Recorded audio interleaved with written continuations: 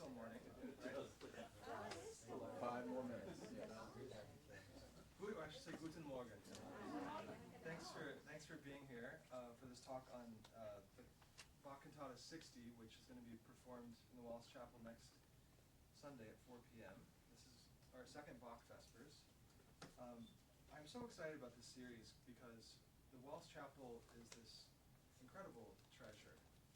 Acoustically, we have this amazing Tracker Baroque Noack organ. It's just a perfect place to do these kinds of pieces. It's very exciting because I've always wanted to do this particular cantata. It's always been one of my favorites, both because of the music, which is extraordinary, and because of the subject matter, which is very theologically profound. Bach wrote over 200 cantatas in his life, and there was a while when he was writing a cantata every week. Specifically when he got his big job at Leipzig at the Thomaskirche, he was averaging one cantata a week while he was there. He would compose the cantata at the beginning of the week. I think he'd hand it to the choir on Friday. They would rehearse it on Saturday and perform it on Sunday. And if any of the players missed a note, they would owe Bach a beer at the tavern. That's B-E-E. These cantatas were written for the morning worship services. They were sometimes performed in the afternoon services as well, but they were really written to kind of expound on the biblical text of the week, and often they were elaborations of the hymn of the week that would be sung. This cantata is interesting because it's based on two hymns. The first movement is a very elaborate setting of a hymn, and the last movement is a very simple setting of a different hymn. So actually, I want to start by looking at those hymns. So I have the first one printed out for you. In German, it's called O Ewigkeit, du Donnerwort, which means literally, O eternity, you word of thunder. Very German, very philosophical, but this chorale is all about contemplating eternity, contemplating the afterlife, and considering its implications. So I'll play it for you once, and then I'd actually like you to sing it with me. We actually, you know what? Unfortunately, I didn't print out the entire German music, but we'll just do it in English. So here's the chorale.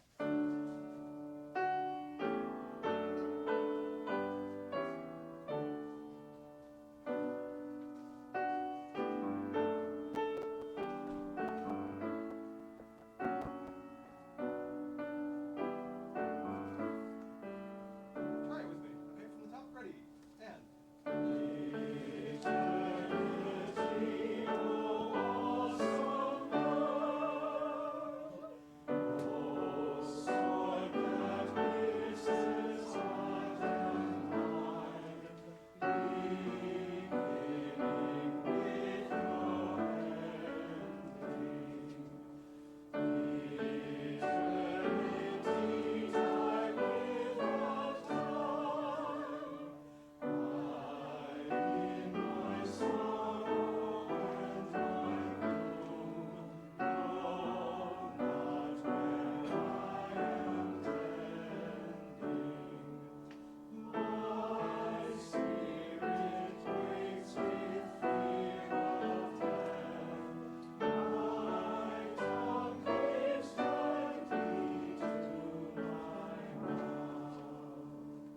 Very dark, right? Very dark text.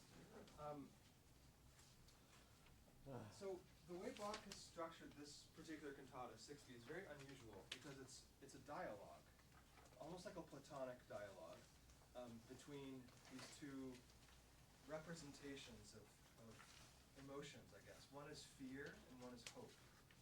And in this cantata, the alto represents fear. The alto is constantly singing about the fear of death, the open, contemplating the open grave and how it horrifies her, and all this stuff.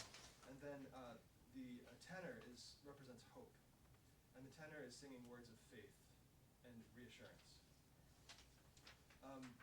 In the fourth movement, suddenly a bass enters the picture and is actually the voice of Christ. Yay. Yes. Well, and if you know the Passions, the John and Matthew Passion, Christ is always a bass, low voice. But the words that the bass sings in the fourth movement over and over and over and over again is, "Blessed are the dead who die in the Lord from now on." The words from Revelation, consoling words. And finally, at the end of the fourth movement, the alto, who represents fear, changes her mind and says, "I'm not going to be afraid anymore. I'm going to believe these promises, and I'm going to accept mortality." So let's look at the opening movement. If you turn the page, I've printed just the first page here, and what Bach does right away is he capitalizes on this motif from the opening phrase of the chorale, which goes like this, and it's right here, this ascending fourth, 4 notes ascending the scale. He takes those 4 notes and he puts them in the violins above this long bass note, which represents eternity. This note doesn't change for a very long time.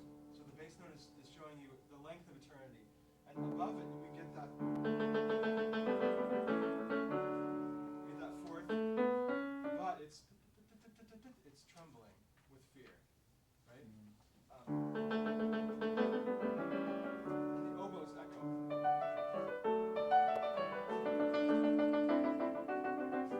Right? So we have all these elements of musical symbolism: eternity expressed by the bass line, the fear expressed by the violins, and also one of the parts of the text is, "O sword that pierces my heart," and I think you hear some like sword fighting.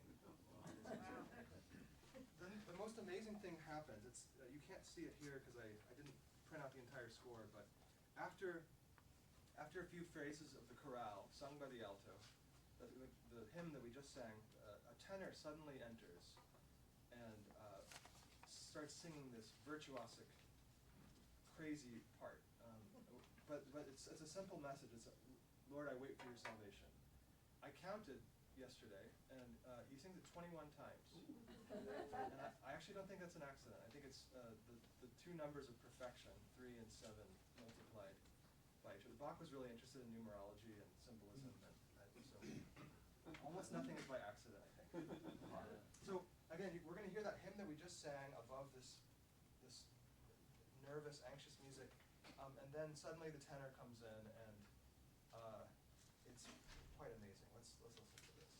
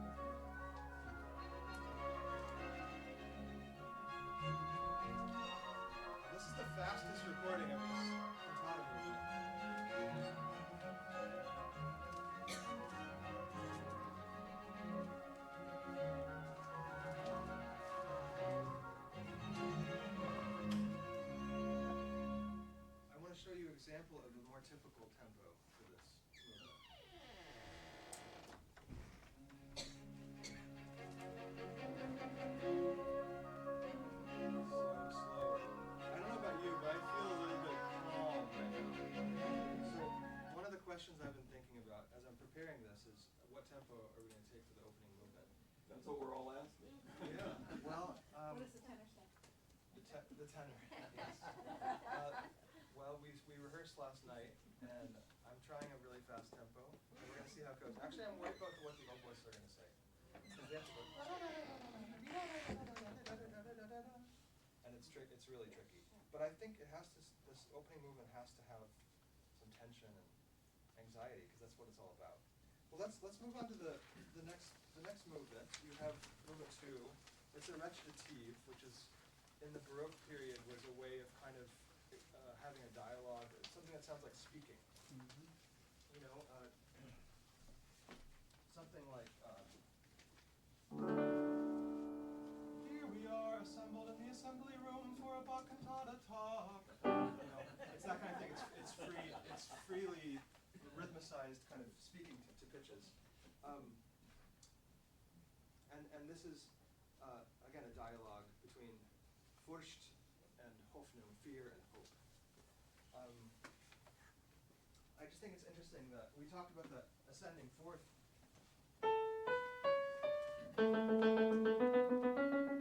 Right? And here I think it's a kind of a version of that. It's kind of expanded a little bit. And she's saying, what a difficult path to the last battle, which I guess is the moment of death. And the tenor responds, my helper is there, my savior stands there with comfort. When Bach turned these out at one a week, did Yeah. you write the dialogue as well? He usually did not write the libretto. We usually know who wrote the lyrics for cantatas, but for this cantata we actually don't. It's And also, what does BWV stand for? Great It's not question. a car, right? It's not like BMW. So BWV is Bach Werke Verzeichnis, which means the Bach catalog of works. So in the 19th century, when there was this revival of interest in Bach's music, because actually, after Bach's death, his music was not performed very much until Mendelssohn brought it back in the 1820s. There was something called the Bach revival. There was a huge renewal of interest in Bach's music, especially the vocal works, the Mass in B minor, the Passions, the cantatas, and so a group of musicologists put together a catalog of all of his works, and it's called the Bach Catalog of Works, or in German, Bach Werke Verzeichnis, BWV. Yes, there are. It goes up to, I think, around 2000. But the cantatas are all numbered 1 through 211. So they're the first ones that were numbered. But they're not in order. They're not in chronological order. So, for instance, cantata 1, the first cantata was, I think, 106. And so on. So it just happens to be the order in which they published them in a volume. I'd like to listen to a little bit of the third movement, which is a dialogue, another dialogue between fear and hope. And this is where the alto is saying, my final beer terrifies me.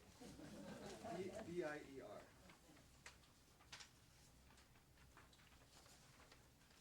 And I think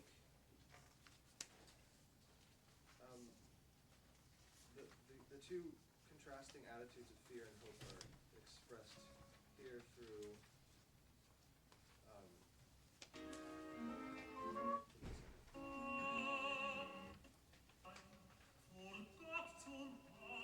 this is the end of the second movement. Ist gleich der Trübsal Feuer heiß, genug, es reinigt mich zu Gottes Preis. Doch, drum wird sich der Sünden große Schuld vor mein Gesicht erstellen.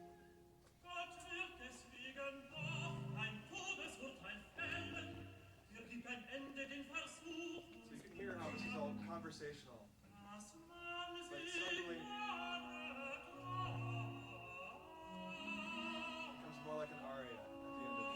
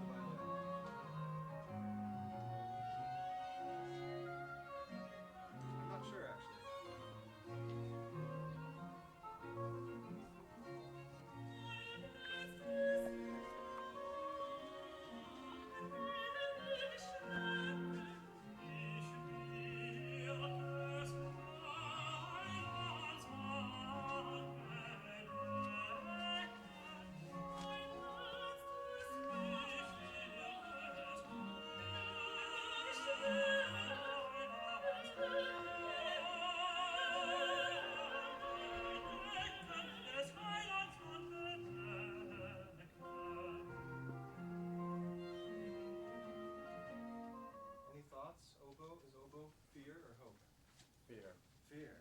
Okay.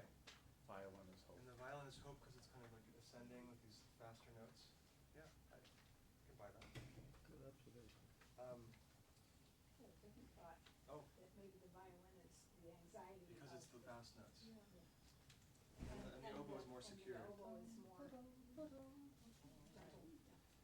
Well, I think it's open to interpretation, and that's one of the great things about Bach, is that people interpret it so differently. Okay, let's go to the fourth movement.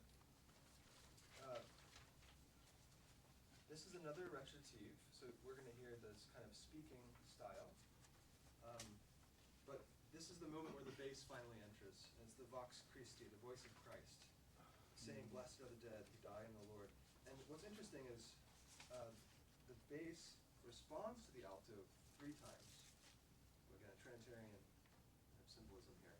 But each time he says more. So the first time it's just "Blessed are the dead." The second time it's "Blessed are the dead who die in the Lord." And the last time is "Blessed are the dead who die in the Lord from henceforth."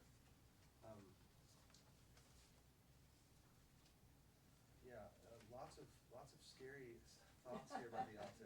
My body will indeed be the food of worms. Right? But look at what happens at the end. After Christ says the entire sentence, "All right, if I shall be blessed from now on, O hope, reappear to me. My body may rest without fear and sleep, while the spirit can cast a glance upon that joy." So finally, hope wins over fear. But let's listen to this, and I recommend just following along with the text here. Number 4.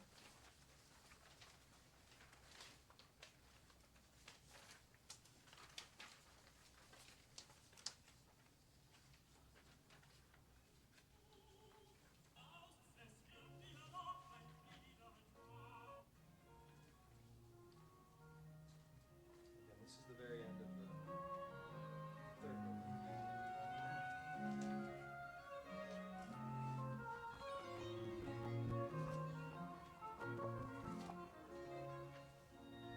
Okay, here's movement 4.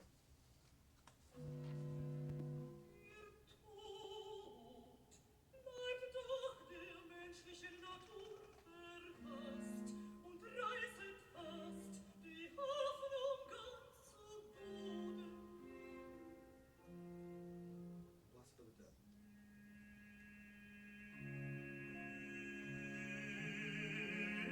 Selig sind die Toten.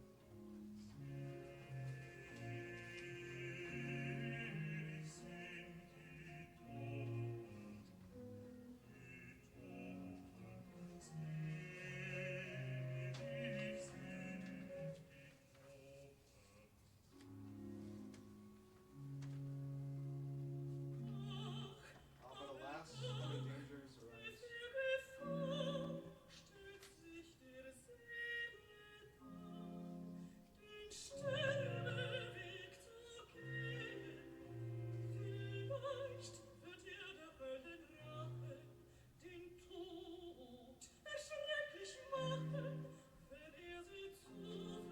many dangers arise.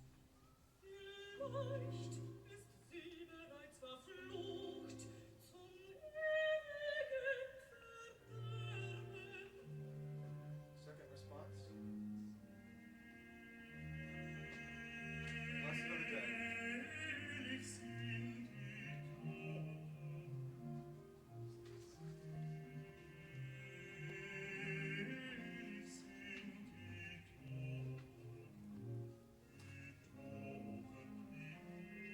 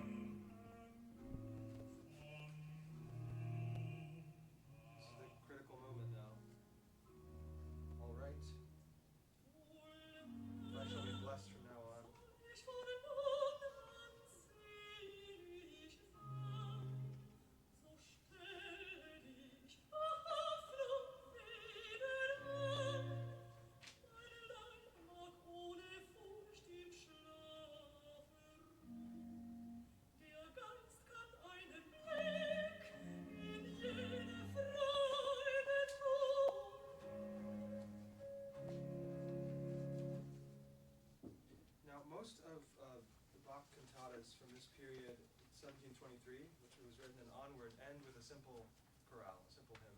And that's the case here. But it's usually the same hymn that was in the first movement. Here that's different. So if we turn to the last couple of pages,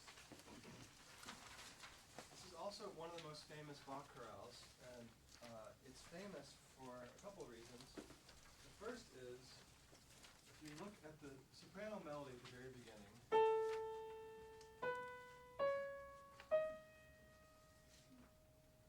that sounds like 20th century music. You know, it sounds like Debussy.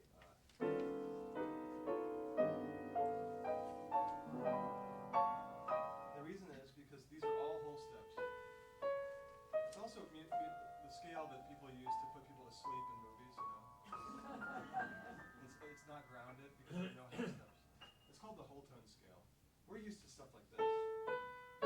Not shocking. And it would have been shocking to the ears of especially of an 18th century listener. Harmonization is even more shocking, I think.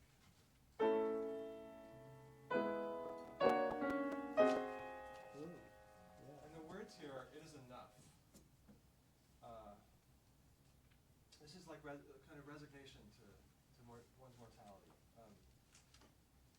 Another interesting thing about this is we get that ascending, the pattern that we got in the very first movement. But now it's the same motif. And the entire chorale is very chromatic. I'll just play a little more of it for you.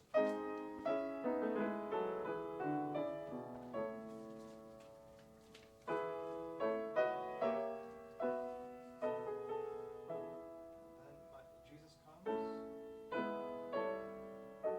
So good night, O world.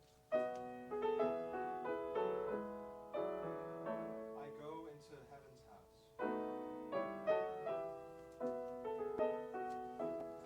Then, in peace and safety he shall lead me.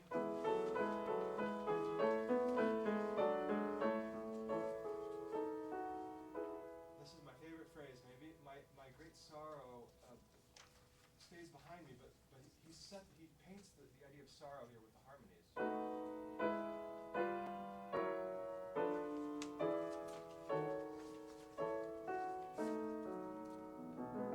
And then it is enough again. It is enough.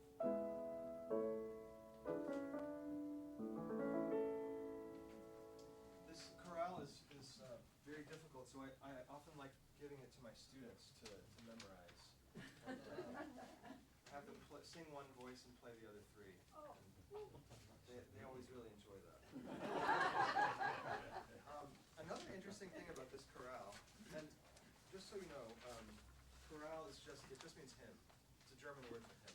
Congregational song. Luther was the person who invented the chorale. And in the early 20th century, there was a composer by the name of Alban Berg, a student of Arnold Schoenberg, who was exploring this new language of atonality and 12-tone music. And one of his last pieces is the violin concerto, which he wrote in memory of the daughter of Gustav Mahler, who died at a young age. It's called the Violin Concerto to the Memory of an Angel. And it starts like this. It's one of the most difficult violin concerto openings. This is the opening part.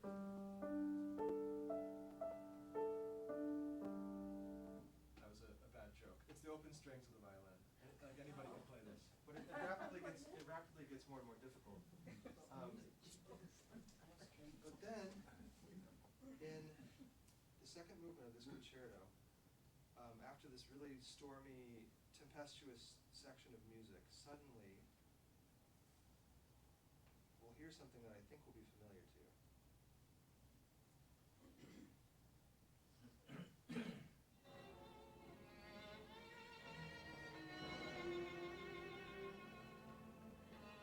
This is 1935 now.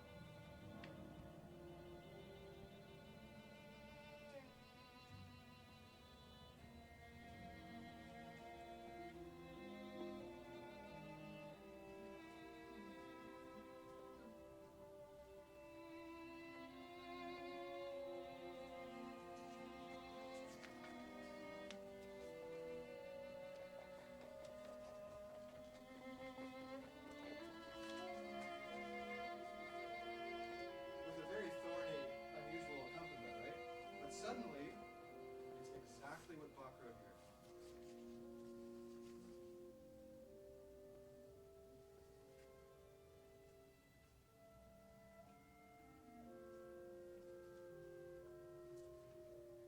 In the clarinets to make it sound like an organ.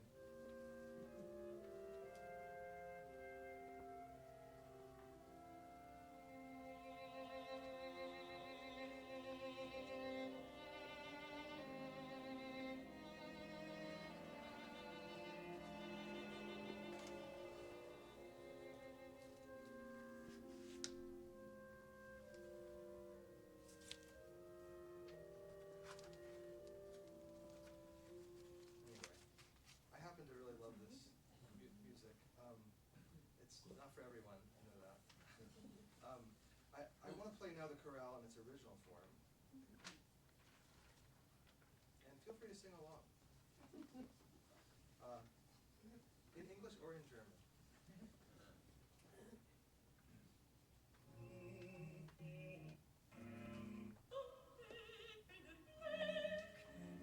Here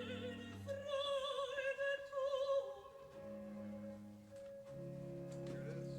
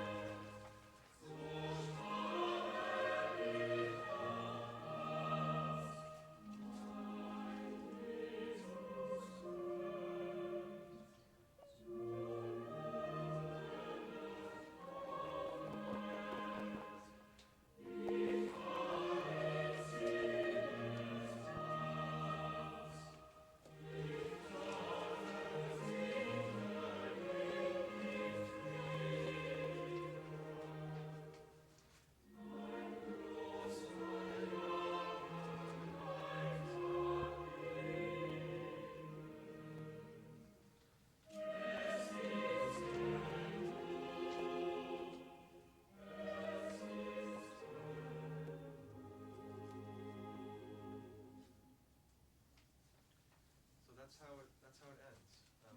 5 movements. Again, this cantata was composed in 1723. It premiered on November 7th, so we're about in the right time frame. It's sort of an All Saints themed piece. It was probably performed one more time in Bach's lifetime, after 1730 at some point, and then wasn't performed for a very long time. Big revival interested in the 19th century, as you can see from Berg's inclusion of it in the concerto. So, are there any questions or? I'm not very musical, but he didn't compose the lyrics, but Right. did he have any say in where those lyrics were going? I'm sure he did. I'm sure he was. It was a collaboration with the librettist about So what he the wanted. feelings and what he wanted. Exactly. And then somebody else would, That's right. And some of the text is from the Bible. Like there's a quote from Psalm 119, Revelation 14:13, and then you have these hymns which had been composed long before the cantata. So the ones that were composed the one a week, Yes. when he was working as Kapellmeister or whatever, Yes, those would have been based on the readings for the next Sunday, or? that's right. 200 Mhm. Right, exactly. Based on the readings and also based on the hymns. And this was one of the cantatas that he was composing. I'm amazed to look at the number of cantatas that he composed in 1723 and 1724. It's something like 40 cantatas that he wrote in 1723, plus the St. John Passion. Oh. Yeah. He must not have been sleeping. We'll get to work. Yeah, I'll start writing a cantata every week. You're brilliant. This was wonderful. Is Bach the one who supposedly composed in the beer hall? I haven't heard that story. It I wouldn't don't surprise me remember. because I There's know some that he classical loved beer. composer. B-E-E-R. Any other questions? He must have had a wealthy patron. He had to live on something. Right. Well, it was the church. It was the church. It was the church, his position was Thomas Cantor, so he was the cantor of the Thomas Church. He was also responsible for music at another church across town, the St. Nicholas Church. And he was teaching, there was a boys' choir school at the Thomas Church. So he was teaching young boys Latin and classical literature, music. He was tuning all the instruments. Guess he didn't have enough to do. Yeah, and he had 16 children, and he shared walls with the boys that he was teaching. So I don't know how he got any sleep or got any work done, but you probably have heard that he also wrote the inscription SDG at the bottom of all his scores, Soli Deo Gloria, to God alone be the glory. So he viewed composition as a deeply spiritual practice and a contribution to God. What city was he in at this time? Leipzig. Leipzig. Oh, yeah, you said that. Yeah. Thank you all. Again, please come next Sunday. Invite your friends, and it's gonna be a great service. I'm gonna be in New York, but I'm coming back for August. Oh my God.